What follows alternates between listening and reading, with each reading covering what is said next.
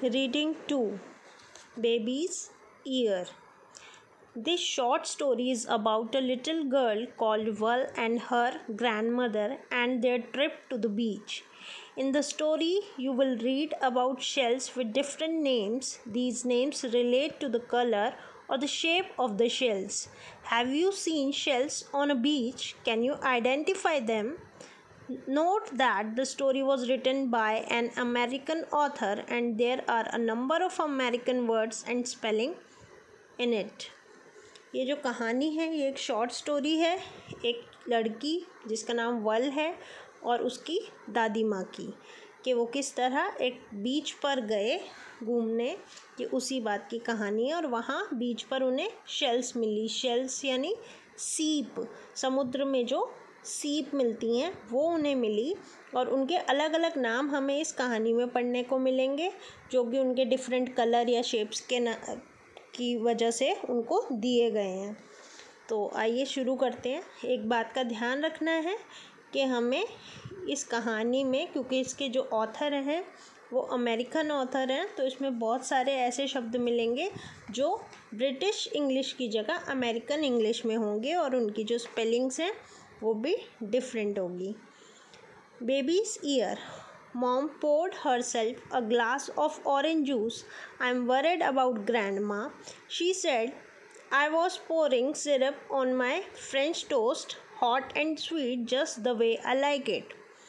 Mom जो है वो ऑरेंज जूस डाल रही हैं अपने लिए और कह रही हैं मुझे दादी माँ की बहुत चिंता होती है।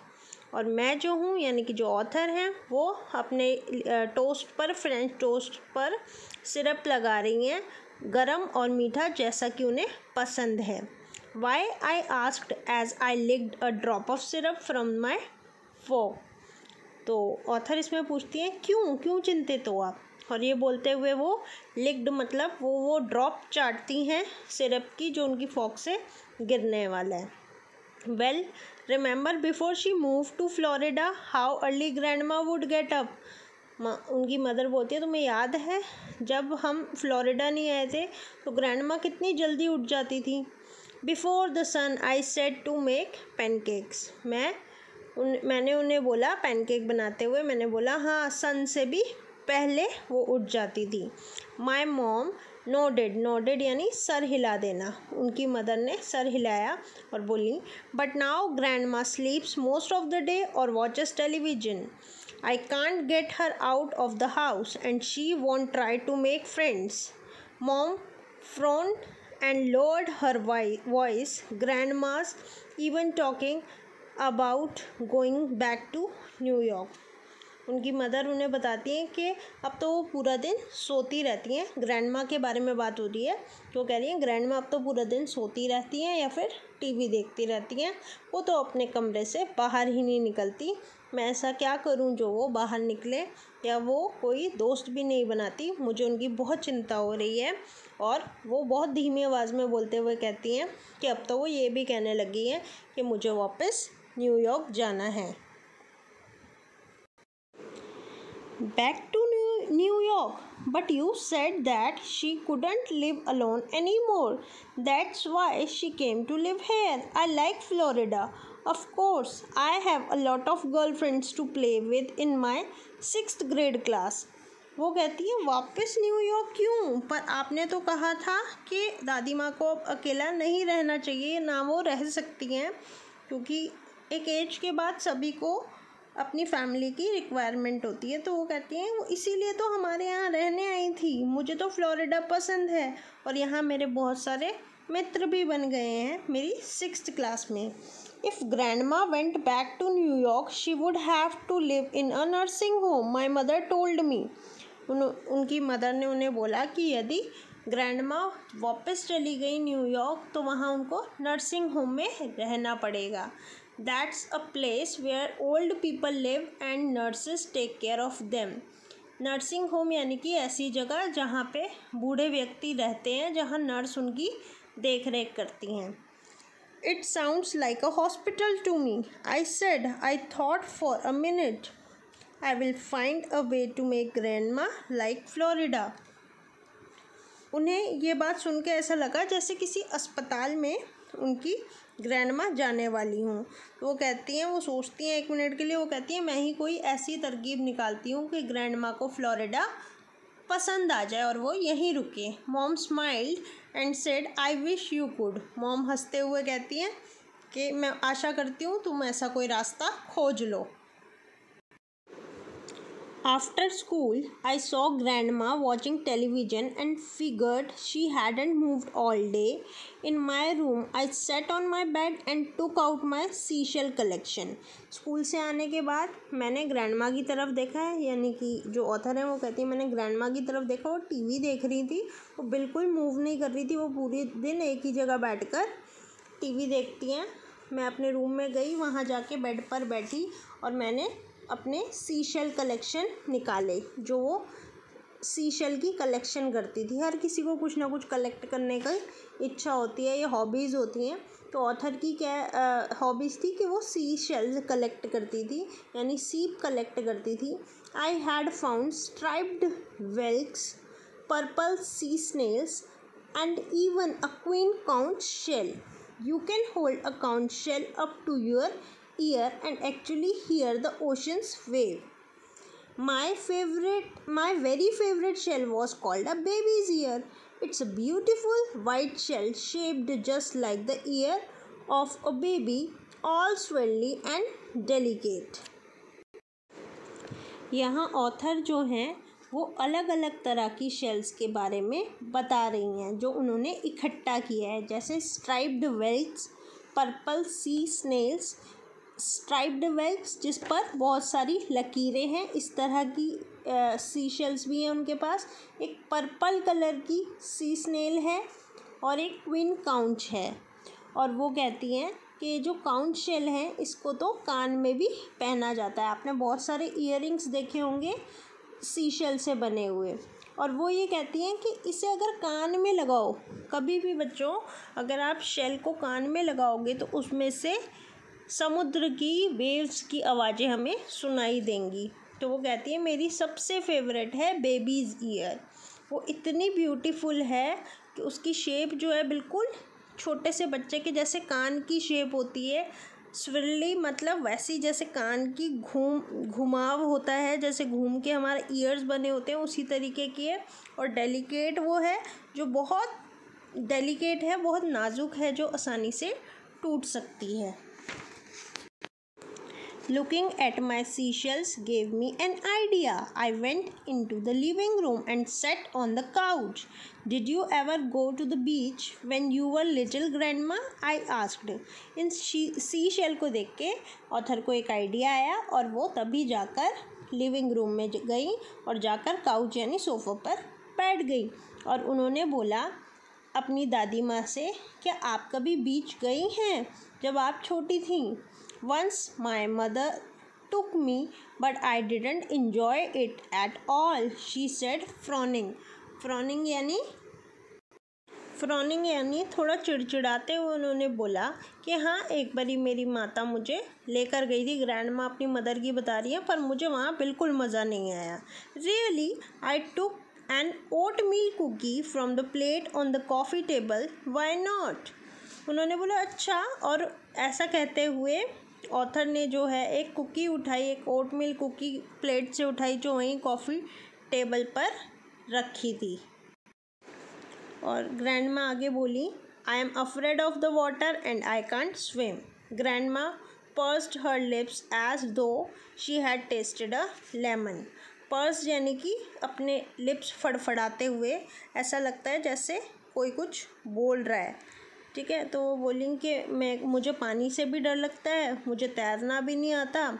और वो अपने होठों से कुछ बड़बड़ा रही थी और ऐसे अपने होठ कर रही थी जैसे उन्होंने अभी लेमन टेस्ट कर लिया हो। आई wished grandma could feel the way I did about the beach. वो विश करते हैं ऑथर के काश जैसा मैं बीच के लिए सोचती हूँ, काश वैसा ही दादी माँ भी सोचती। I love to see the pelicans flying over the water and once I even saw a huge iguana. वो कहती हैं कि मुझे बहुत पसंद है जब पेलिकन बर्ड्स समुद्र की लहरों के ऊपर से उड़ती हैं। और एक बार तो लेखिका बताती हैं कि उन्होंने एक बहुत बड़ी इग्वाना भी देखी थी। पेलिकन्स और इग्वाना क्या होते हैं बेटा? पेलिकन एक बहुत बड़ा बर्ड है, ठीक है। A pelican is a large bird with bag of skin under its beak for storing the fish that it catches. एक बड़ी सी फिश आती है समुद्र में से, फिश एक बड़ा सा बर्ड आता है और समुद्र में से फ़िश को कैच करके अपनी चोंच में भरकर ले जाते हैं। और इग्वाना क्या है? इग्वाना एक ग्रे ग्रीन कलर की बड़ी सी लिजर्ड है। तो ये उनके बारे में वो कहती हैं कि मुझे तो बहुत पसंद है जब पेलिकन बर्ड समुद्र की लहरों के ऊपर से उड़ते हैं, और एक बार उन्होंने इग्वाना को भी देखा था। Well I was wondering if you could take me to the beach grandma, I need some new shells for my collection. अब वो बोलती हैं कि मैं क्या सोच रही थी दादी माँ, क्या आप मुझे बीच पर ले जाओगे, क्योंकि मुझे अपनी शेल कलेक्शन के लिए कुछ नई शेल्स चाहिए। Grandma didn't even look up from the TV.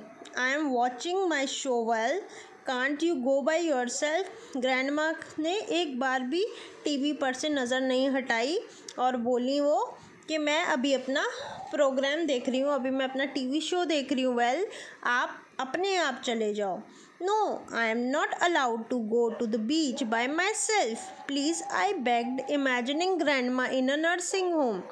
अब वो सोचने लगी हैं मन में ही, जो ऑथर हैं, कि अगर ये नहीं गई तो जो वो सोच रही हैं उनको यहाँ पे रोकने के बारे में, वो रुक नहीं पाएंगी।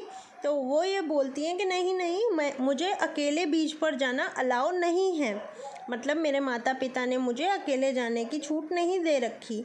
और वो मन में ये भी सोचती हैं कि अगर ये मेरे साथ नहीं गई तो इनको अकेले हॉस्पिटल में रहना पड़ेगा, उस नर्सिंग होम में अकेले दिन गुजारने पड़ेंगे। तो वो उनके आगे बेग्ड यानी कि गिड़गिड़ाती हैं।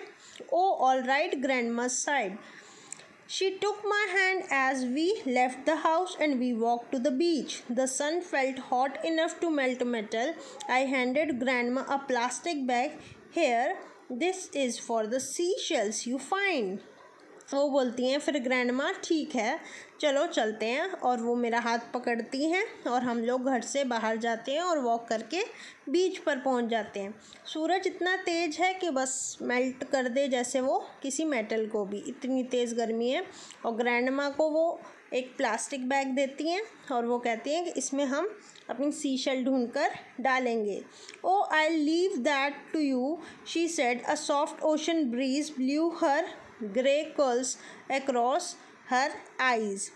अब इसमें ग्रैंड माँ के लुक्स को दर्शाया जा रहा है कि उनके जो ग्रे कर्ल्स हैं यानी उनके जो वाइट बाल्स हैं उड़कर उनकी आँखों पे आते हैं, और वो कहती हैं कि ये सब तो तुम ही करना। आई शुक माई हेड, नो ग्रैंड माँ, I need all the help I can get. और वो गर्दन हिला के ऑथर कहती है नहीं आपको भी मेरी मदद करनी होगी, मैं अकेले नहीं कर पाऊँगी। Oh all right she said. We walked side by side up the beach, our heads down, looking for only the most beautiful shells. और वो कहती हैं ठीक है, और वो समुद्र के किनारे किनारे जाती हैं और दोनों की नज़रें जो हैं वो ज़मीन पर हैं, सर उनका झुका हुआ है क्योंकि उनको ब्यूटीफुल शेल ढूंढनी है। Doesn't look like there's much to choose from, Grandma said, shading her eyes with her hand. Maybe we should go home. Grandma कहती हैं मुझे तो कुछ यहाँ ऐसा दिख नहीं रहा जिसको चूज़ किया जाए।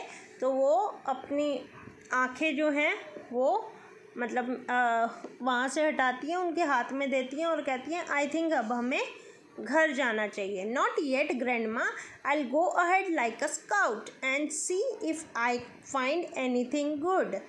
अब वो जो हैं ऑथर जो हैं वो कहती हैं बिल्कुल नहीं, अभी बिल्कुल नहीं जाना, अभी मैं आगे चलती हूँ स्काउट की तरह। स्काउट यानी कि scout is someone who goes in front of the main group of people in order to look for a particular thing. आगे यानी कि अपने किसी ग्रुप का जो लीडर होता है उसकी तरह वो आगे बढ़ती हैं और वो कहती हैं मैं ज़रूर कुछ ढूंढ लूँगी। I looked back at her as I walked ahead, मैं पीछे मुड़कर उनको देख रही थी। Grandma stood watching the ocean's waves and seagulls that flew over the water searching for fish. She took off her shoes and carried them. मैं पीछे मुड़कर, यानी कि ऑथर जो है वो बार बार ही मुड़कर अपनी ग्रैंड माँ को देख रही थी और उन्होंने देखा कि वो वहीं खड़ी हैं ओशन वेव्स पर और वो सीगुल्स को देख रही हैं जो सर्च कर रहा है, किसको, उड़ते हुए फिश को सर्च कर रहे हैं पानी में। और ग्रैंड माँ ने अपने जूते उतार लिए और वो आगे बढ़ने लगी। I ran on ahead and slipped a pink triton shell from my pocket dropping it in the sand. अब क्या हुआ कि जो ऑथर हैं वो जेब में ऑलरेडी अपनी पॉकेट में अपनी कुछ सीशेल रख के लाई थी और उन्होंने चुपचाप अपनी पिंक ट्रिटॉन को वहाँ गिरा दिया मिट्टी पर।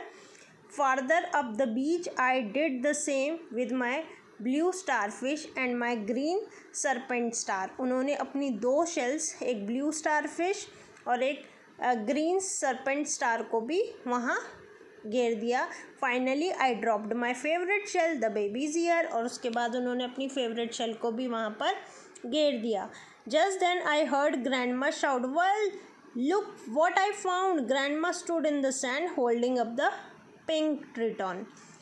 उनकी ग्रैंडमा ने ज़ोर से चिल्लाकर उन्हें आवाज़ दी, वेल देखो यहाँ मुझे कुछ मिला है। और वो वहाँ मिट्टी पर खड़ी थी और उनके हाथ में क्या था, पिंक ट्रिटॉन, जो ऑलरेडी ऑथर ने वहाँ घेरा था।